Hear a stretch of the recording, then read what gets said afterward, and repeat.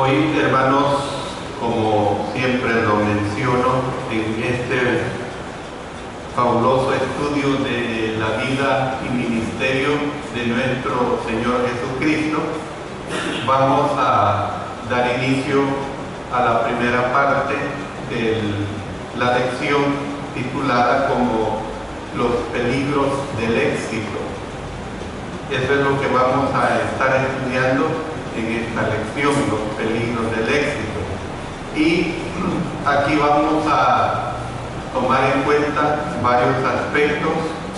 Vamos a continuar de la segunda Pascua a la tercera Pascua y vamos a ver en todo este contenido el tercer recorrido de Galilea y las instrucciones que se les dio a los 12 discípulos. Vamos a ver también el interés de Herodes en Jesús y el relato acerca de la muerte de Juan el Bautista.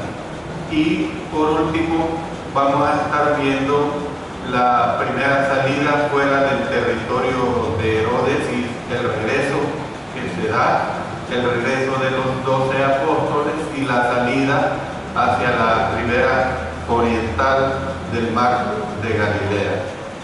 Entonces, como siempre lo hacemos, hermanos, hablamos de aspectos introductorios acerca de esta lección sobre los peligros del éxito. Bueno, estamos acercándonos al final del gran ministerio en Galilea y en esta lección vamos a ver a Jesús y a sus discípulos haciendo un último recorrido de esta provincia. El recorrido fue un éxito, pero por supuesto que ese éxito acarreó peligros. Ya hemos visto bastante de la vida y ministerio del Señor Jesucristo que no fue nada fácil, no fue nada fácil. Acarreó peligros porque hizo que se volviera sobre Cristo la atención del déspota Herodes, quien gobernaba aquel territorio que estaba precisamente al servicio del Imperio Romano. El rey Herodes recién había hecho decapitar a Juan el Bautista, de manera que el aire estaba, por decirlo así, hermanos, cargado de tensión. Había tensión. Y apenas los discípulos de Jesús volvieron de viajar por la provincia, se retiraron del territorio dominado por el rey a la ribera oriental del mar de Galilea. Y allí Jesús alimentó a más de 5,000 personas. Y tengo que decir que según la Escritura, según los que comieron fueron 5,000 hombres, y la Escritura nos dice sin contar las mujeres y los niños. O sea que fácilmente podría haber sido quizás el doble, quizás el triple. Este fue el punto culminante, por decirlo así, de su popularidad. En la siguiente lección, o sea, dentro de unas 3 semanas, hermanos, vamos a estudiar acerca de la alimentación de los 5,000 y acerca de los eventos subsiguientes que se dan. En esta lección nos vamos a concentrar en ese éxito del tercer recorrido de Galilea y en el peligro que le acarreó a nuestro Señor Jesucristo y a sus discípulos. Vamos a ver esa situación en una forma bien clara. Bueno, primeramente vamos a comenzar con un recorrido exitoso. Y le voy a pedir que tanto en esta clase como en la siguiente, el texto base que vamos a tener es el Evangelio de Mateo, capítulo 10. Ese es el texto texto base que vamos a tener para estar estudiando esta lección. Pero por supuesto que vamos a estar citando de Marcos también. Veamos, cuando hablamos de un recorrido exitoso, quiero que en primer lugar veamos la magnitud de la tarea y vamos a poner como base Mateo capítulo 9 versos 35 hasta el 38. Recorría Jesús todas las ciudades y aldeas, enseñando en las sinagogas de ellos y predicando el evangelio del reino y sanando toda enfermedad y toda dolencia en el pueblo.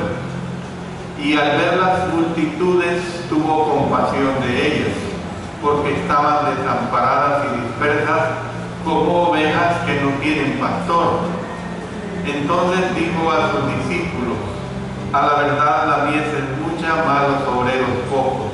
Rogad pues al Señor de la mies que envíe obreros a su mies. Sabiendo que se le acababa el tiempo a nuestro Señor, Él quiso hacer un recorrido más de Galilea para darle a cada habitante la oportunidad de seguirlo. O sea que Él siempre mostró ese interés.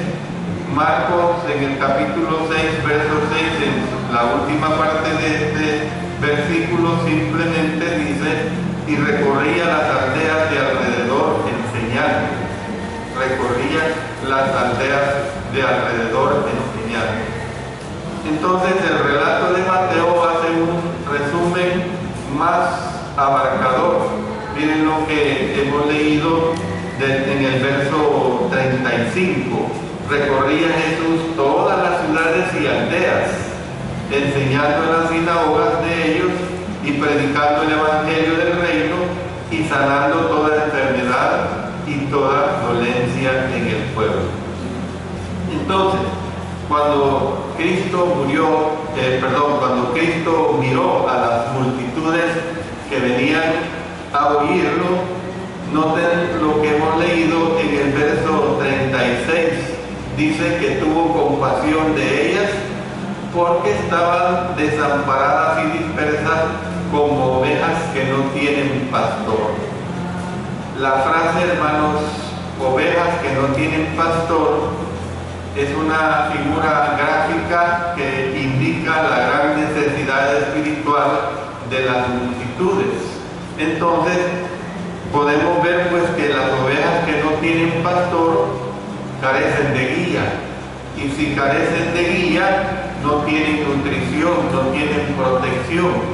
Entonces esto es lo que tenemos que entender con esta frase: ovejas que no tienen pastor. Un lenguaje parecido se usó en el Antiguo Testamento en referencia al pueblo de Dios cuando sufría debido a la falta de liderazgo espiritual. Vamos a consultar varias citas antiguo-testamentarias. Vámonos al libro de Números, en el capítulo 27 y el versículo 17. Noten lo que dice acá, vamos a leer desde el 16. Ponga a Jehová, Dios de los espíritus de toda carne, un varón sobre la congregación, que salga delante de ellos y que entre delante de ellos, que los saque y los introduzca, para que la congregación de Jehová no sea como ovejas sin pastor. Pasemos al primer libro de Reyes, capítulo 22, el verso 17. Entonces él dijo: yo vi a todo Israel esparcido por los montes como ovejas que no tienen pastor. Y Jehová dijo: estos no tienen Señor, vuélvase cada uno a su casa en paz. Y luego pasemos al libro de Ezequiel, hermanos, en el capítulo 34 y el versículo 5. Dice así: y andan errantes por falta de pastor y son presas de todas las fieras del campo y serán dispersadas. O sea que nosotros podemos ver que la frase ovejas que no tienen pastor para los judíos era muy entendible. Ellos sabían a qué se refería, porque venía de siglos atrás. Cuando no tenían ese pastor, pues era verdaderamente deprimente para el pueblo judío. Entonces, anteriormente, en relación con los samaritanos, Jesús les había dicho a sus discípulos, miren lo que dice en el Evangelio de Juan, capítulo 4, verso 35. Alzad vuestros ojos y mirad los campos, porque ya están blancos para la siega.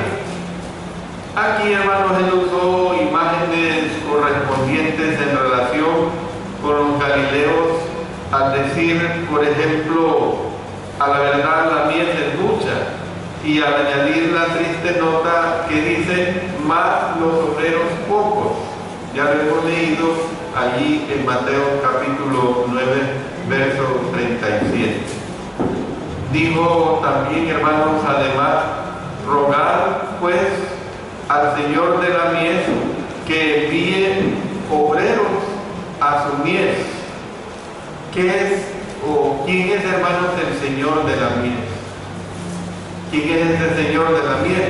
Bueno, es Dios, porque Él es el que da el crecimiento.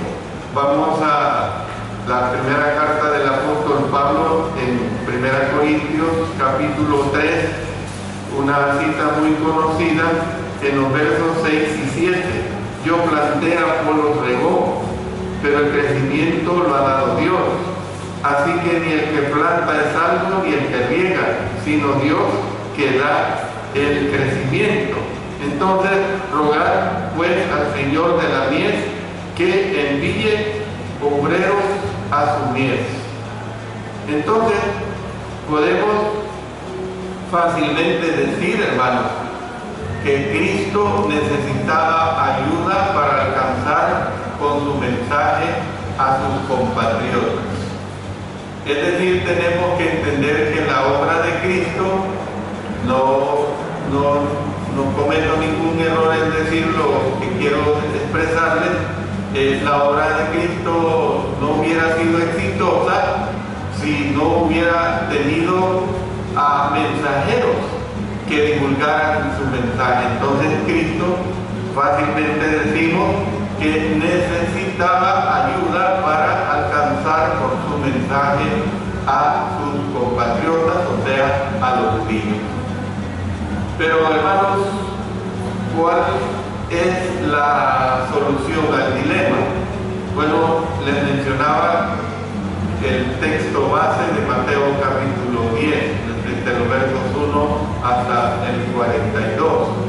Pero vamos a Marcos capítulo 6, y vamos a leer de los versos 7 hasta el 11.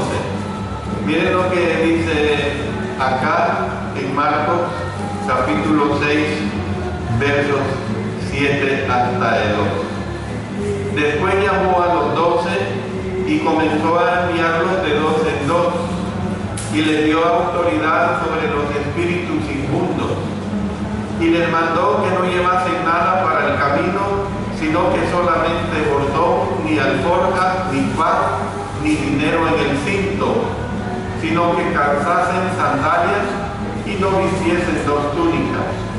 Y les dijo, donde quiera que entréis en una casa, posad en ella hasta que salgáis de aquel lugar.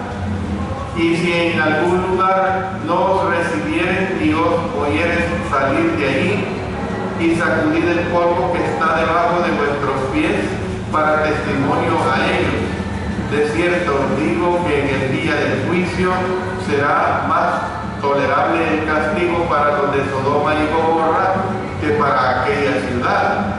Y saliendo, predicaban que los hombres se arrepintiesen y echaban fuera muchos demonios y ungían con aceite a muchos enfermos los sanaba. La solución de Jesús para la escasez de obreros consistió en enviar a sus 12 apóstoles a las ciudades de la región. Y esto cumplía dos propósitos. ¿Cuáles eran esos dos propósitos que se cumplían al enviar a sus discípulos o al enviar a sus 12 apóstoles?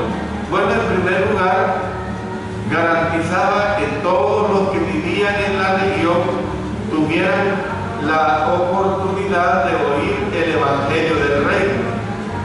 ¿Ven? O sea, al salir los 12 a predicar, era una garantía de que todos los habitantes de ese lugar tenían la oportunidad de oír el Evangelio del Reino. Pero en segundo lugar, fíjense bien que hay una cosa bien importante en relación a esta misión de los 12 apóstoles. En segundo lugar, proporcionaba una valiosa capacitación para ellos. Proporcionaba una valiosa capacitación para ellos, es decir, agarraban experiencia. Ellos necesitaban experiencia para el momento en que el Señor Jesucristo ya no iba a estar con ellos. Entonces, ustedes, si le han puesto cuidado, nótense que Él les manda, los manda solo a ellos. No va Él con ellos. Entonces, en otras palabras, ellos necesitaban pues agarrar experiencia. Entonces vemos estos dos propósitos que se cumplieron. La gente, primero, que la gente oía el Evangelio del Reino, y segundo, ellos se capacitaban más, agarraban experiencia. En el primer recorrido que hizo Jesús de Galilea, Él había sido acompañado por un puñado de discípulos. ¿Se acuerdan que vimos esto bien claramente? En el segundo, también los 12 habían estado con Él para observar cómo es que Él enseñaba, cómo es que Él ministraba. Esto es bien correcto, bien correcto. Por ejemplo, en mi aprendizaje, y todavía sí tengo la oportunidad, a mí me agrada, pero en mis años de aprendizaje yo puedo decir que de los dos maestros que tuve en la escuela de predicación, uno de ellos me encantaba cómo enseñaba. Tenía una didáctica, una pedagogía tremenda para enseñar. Cuando acá estuvo de misionero nuestro hermano Larry White, me encantaba escucharlo, y puedo decir con plena seguridad que aprendí mucho de estos hombres de Dios. ¿Ven? Entonces, hermanos, tenemos que entender que es importante esta misión que ellos tenían que desarrollar. Primeramente, habían aprendido del Señor, lo habían visto cómo enseñaba, cómo ministraba.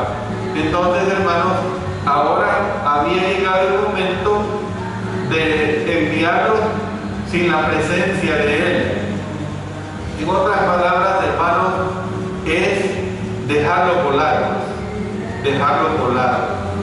dejarlos que agarraran alas. Es la misma situación que sucede con los hijos cuando llegan a una edad que ya necesitan esa independencia. Es decir, no estoy hablando de adolescentes de 14, de 15 años, estoy hablando por lo menos hijos de unos 18 años en adelante, 20 años, 25 años. Hay que dejarlo volar. Pues esta situación, hermanos, se dio en los discípulos del Señor. Tenían que ir solos, había que dejarlos volar para que pusieran en práctica lo que todo ese cúmulo de enseñanzas que el Señor les había dado. Recuerden que aquí ya había sucedido cuando se lo llevó al Sermón del Monte, en los capítulos 5, 6 y 7 de Mateo específicamente. Ahí se ve una diversidad de enseñanzas que el Señor les dio a ellos. Entonces, la preparación, hermanos, podemos decir que es esencial para el éxito. Para tener éxito tenemos que preparar. Esa es una realidad. No podemos tener éxito si no nos preparamos. Y entonces Cristo no falló en preparar a sus obreros para ese importante trabajo que ellos habían de realizar. Bueno, quiero que tomemos en cuenta, hermanos, al menos 3 aspectos que son muy importantes en esta preparación.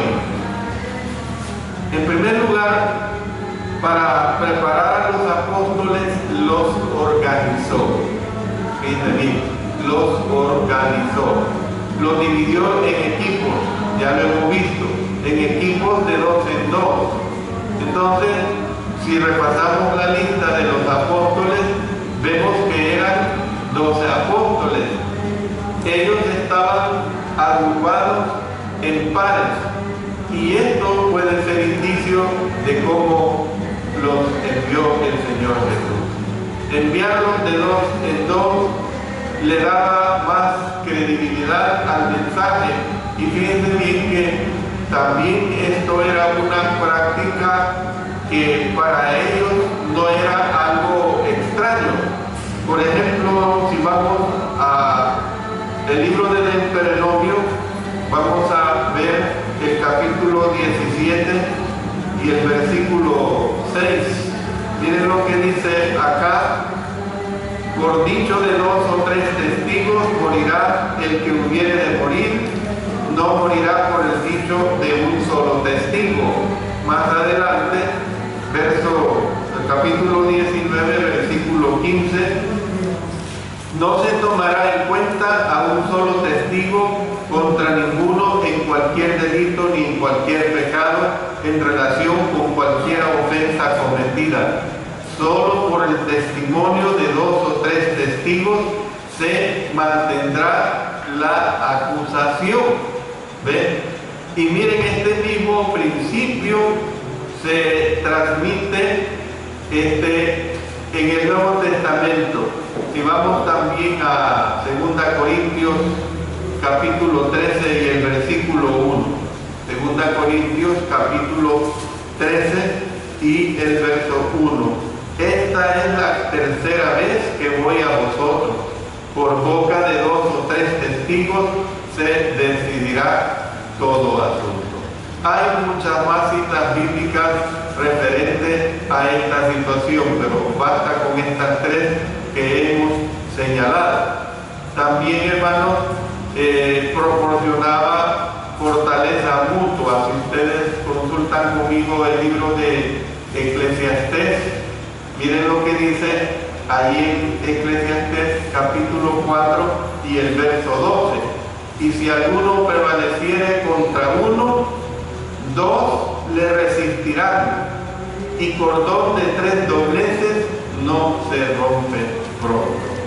Entonces, pues, de esta manera uno podía complementar el trabajo del otro y podían animarse el uno al otro. Puede que Cristo también haya asignado el lugar al cual iría cada equipo. En Mateo capítulo 11, versículo 1 dice que Jesús mismo fue a predicar en las ciudades de ellos, lo cual podría a lo mejor referirse a las ciudades que se habían asignado a ellos.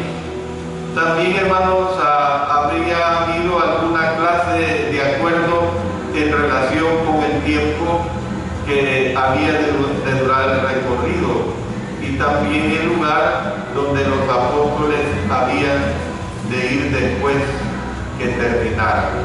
Bueno, fíjense bien, para preparar a los apóstoles. ¿Qué hizo primero el Señor? Los organizó. Pero un segundo aspecto bien importante, para preparar a los apóstoles, Él les dio instrucciones. Fíjense bien, les dio instrucciones. Las abarcadoras instrucciones de Jesús constituyeron la porción más importante de la preparación. Todo esto que hemos venido estudiando, hermanos, desde que hemos empezado el estudio de la vida y ministerio de nuestro Señor Jesucristo, no es más que una preparación para la obra que los apóstoles tendrían que desarrollar. Entonces, fíjense bien, cuando les dio estas instrucciones, les dio varios aspectos importantes. En primer lugar, dentro de esta declaración que estoy diciendo de las instrucciones que les dio, en primer lugar les dijo qué hacer. Habían de ir solamente a los judíos.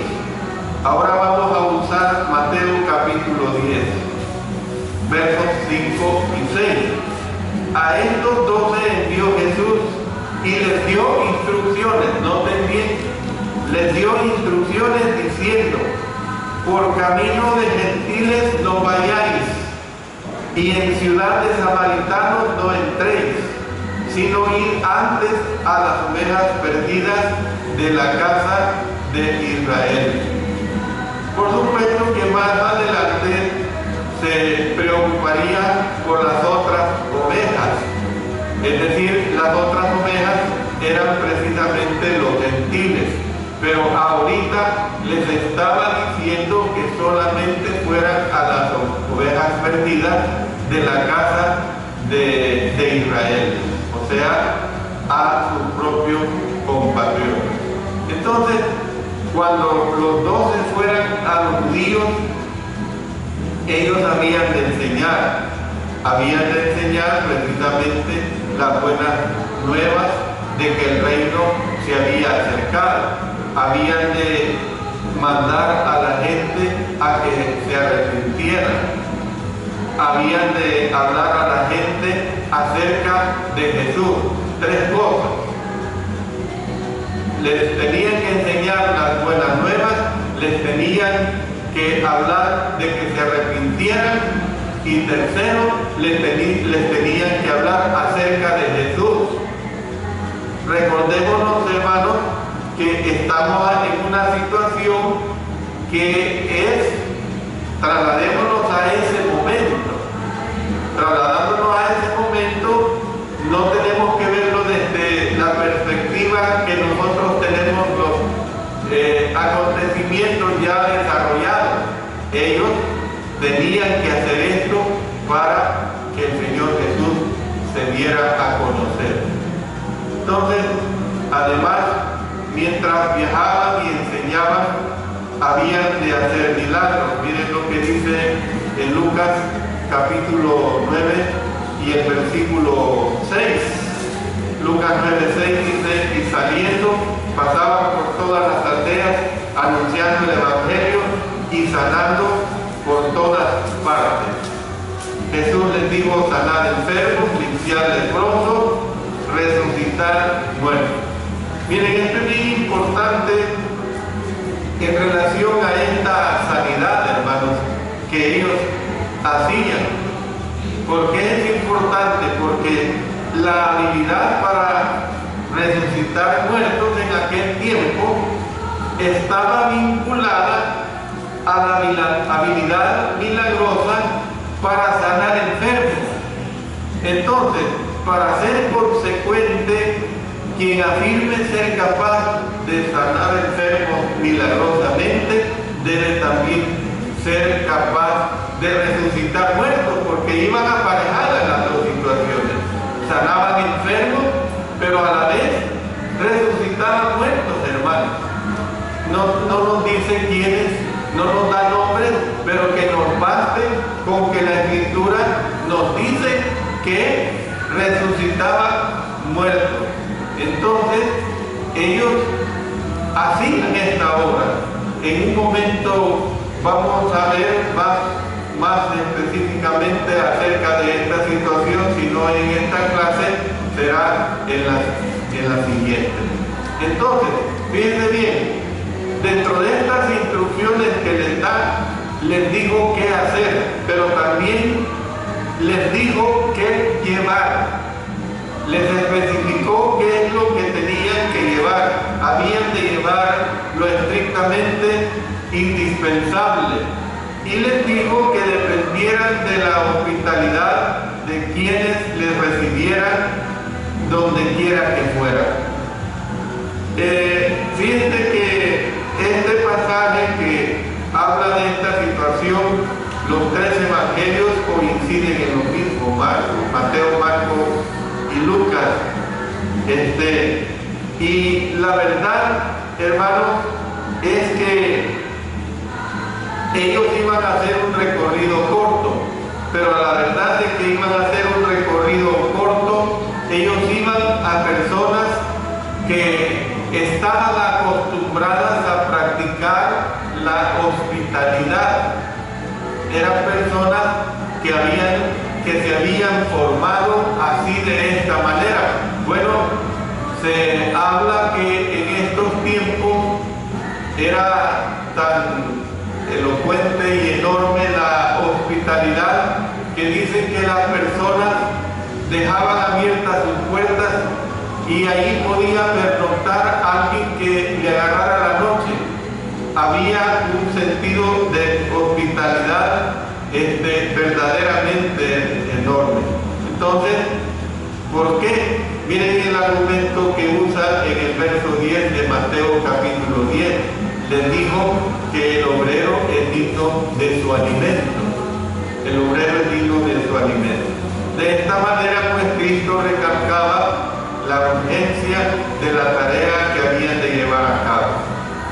También, hermanos, les estaba enseñando a confiar, pues, que el Señor les proveería las necesidades de la vida. Tercer aspecto, en estas instrucciones les digo qué hacer, les digo qué llevar, les digo qué esperar. Ellos iban instruidos en ese aspecto. Les dijo qué esperar. Habría quienes recibirían el mensaje de ellos.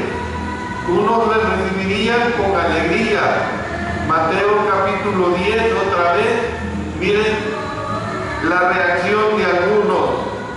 Verso 11: más en cualquier ciudad o aldea donde entréis, informaos quién en ella sea digno y posad allí hasta que salgáis.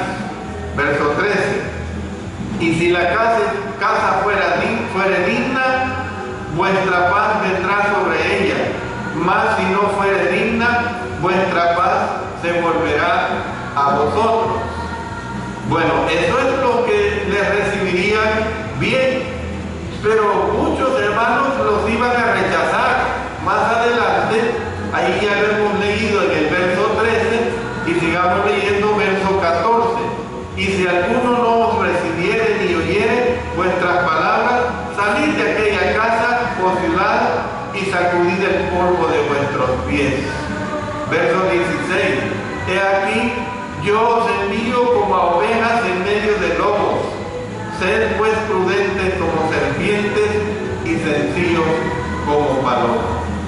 Entonces, es bien claro, pues, hermano, les instruyó que esperaran recibimiento positivo o rechazo. Él los preparó en ese aspecto. Pero un cuarto aspecto, hermanos, es que les digo cómo reaccionar. Fíjense bien, les digo qué hacer, les digo qué llevar, les digo qué esperar y les digo cómo reaccionar. Había algunas cosas que no debían hacer, hermanos. No debían malgastar el tiempo en gente que los rechazara a ellos, así como el mensaje. Fíjense bien que todo esto que estoy diciendo es una preparación para lo que vendrá en la siguiente clase.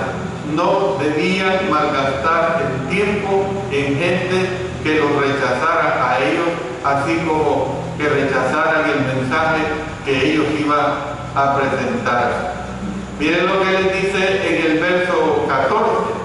Y si alguno no recibiere ni oyere vuestras palabras, salid de aquella casa o ciudad y sacudid el polvo de vuestros pies.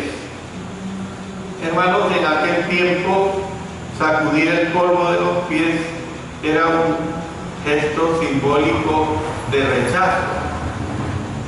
Y yo digo que fácilmente ahora también nosotros lo podríamos hacer, enseñar de que no estamos dispuestos a que la gente rechace el Evangelio de nuestro Señor. Indicaba que cuando las personas rechazaban el mensaje de Dios, Dios las rechazaba a ellas también.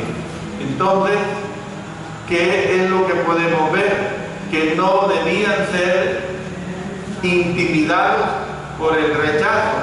Ustedes no tienen que ser intimidados por el rechazo. Miren los versos, leamos más abajo, versos 26 y 28.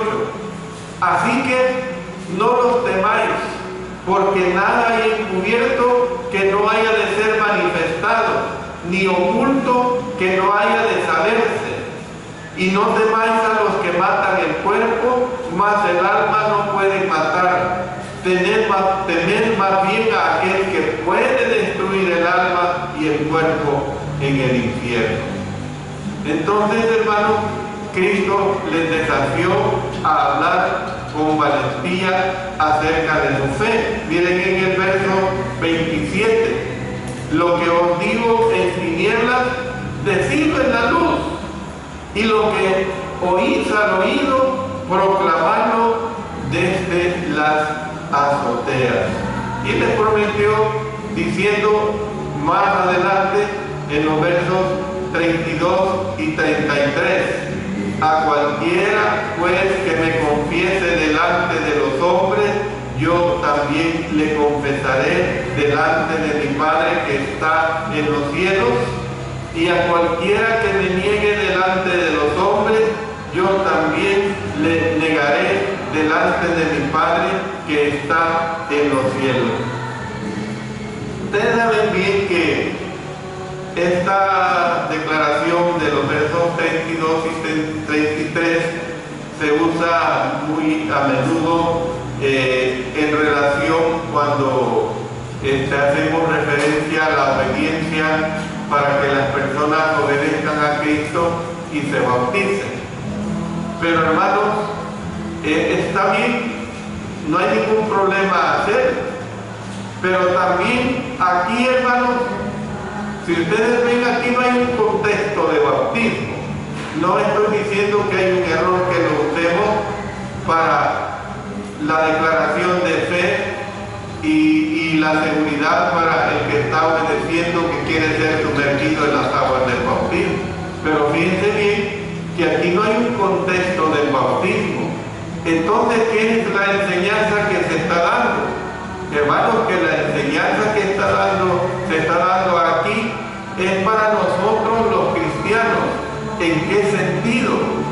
Que nosotros permanentemente tenemos que estar confesando el nombre de nuestro Señor a través de nuestras acciones, a través de nuestra obediencia, a través de nuestra fidelidad. En otras palabras, este texto tiene aplicación especial, hermanos, al reconocimiento diario o rechazo que se haga de él delante de los hombres.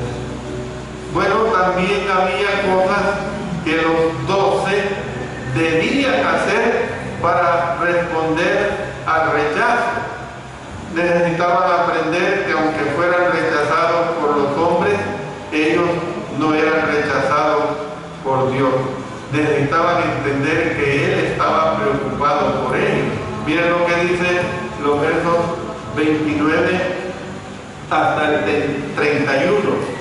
No se venden 2 pajarillos por un cuarto, con todo ni uno de ellos cae a tierra sin vuestro Padre.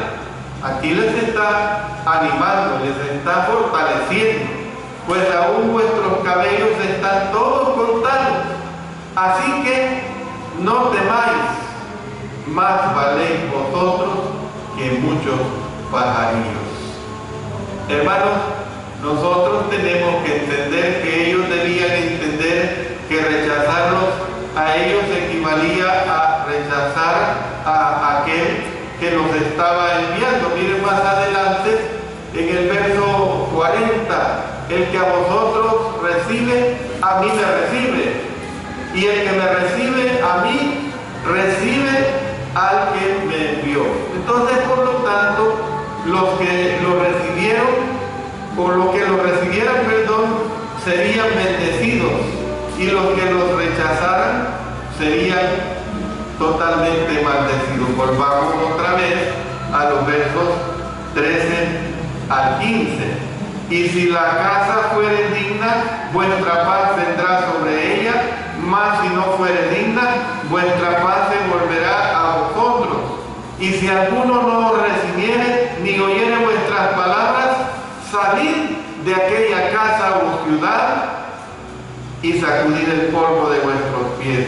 De cierto os digo que en el día del juicio será más tolerable el castigo para la tierra de Sodoma y Gomorra que para aquella ciudad. Entonces, hermanos, fíjense bien, voy a volver otra vez, voy a hacer un resumen de lo que he dicho para ordenarles su mente. La preparación es esencial para el éxito, y Cristo, hermanos, no falló en preparar a sus obreros para ese importante trabajo que habían de hacer. Ya hemos visto que para preparar a los apóstoles los organizó. Ya hemos visto también que para preparar a los apóstoles les dio instrucciones, les dijo qué hacer, les dijo qué llevar, les dijo qué esperar, les dijo cómo reaccionar. Pero la tercera instrucción que se da, hermanos, es para preparar a los apóstoles. Jesús no solo los organizó y les dio instrucciones, sino, hermanos, que también les dio poder. Les dio poder, les dio lo que necesitaban para cumplir la tarea. Bueno, hasta el momento de la comisión limitada, Jesús era el único que había realizado milagros. Ustedes recuerdan todo lo que hemos visto, solo él había hecho milagros. Pero ahora, ¿qué es lo que había sucedido? Habilitaba a los 12 para que hicieran obras parecidas, hermanos. Les dio autoridad sobre los espíritus inmundos. Lucas escribió que Cristo les dio poder y autoridad sobre todos los demonios para que los echasen fuera y para sanar toda enfermedad y toda dolencia. Además, les prometió inspirarlos con lo que debían decir según tuvieran necesidad. Otra vez retrocedamos a Mateo capítulo 10 y ahora leamos los versos 19 y 20. Mas cuando os entreguen, no os preocupéis por cómo o qué hablaréis, porque en aquella hora os será dado lo que habéis de hablar. Porque no sois vosotros los que habláis, sino el Espíritu de vuestro Padre que habla en vosotros. Hermanos, al analizar cómo preparó Jesús a los apóstoles, resulta muy obvio que estaba considerando algo más que el próximo recorrido de 2 o 3 semanas por la provincia de Galilea. Las referencias a gobernadores y reyes y gentiles, así como a muchos de los anuncios de persecución que ya hemos leído, hermanos, apuntan precisamente al trabajo y al trato de los apóstoles después del establecimiento de la iglesia. Y claro, en el libro de los Hechos se presenta demasiados hechos, demasiadas evidencias en relación a lo que ellos se iban a enfrentar. Cuando Cristo dio la comisión limitada en Mateo capítulo 10, o sea, las limitantes con las que tenían que ir solamente a los judíos, Él les dio instrucciones detalladas. Pero cuando Cristo les dio la gran comisión, prácticamente se limitó a decirles, bueno, sencillamente háganlo. Sencillamente ustedes háganlo, ustedes ya han sido preparados. Tal vez lo hizo así porque ya les había dicho anteriormente a sus discípulos qué debían hacer y qué debían esperar cuando predicaran la situación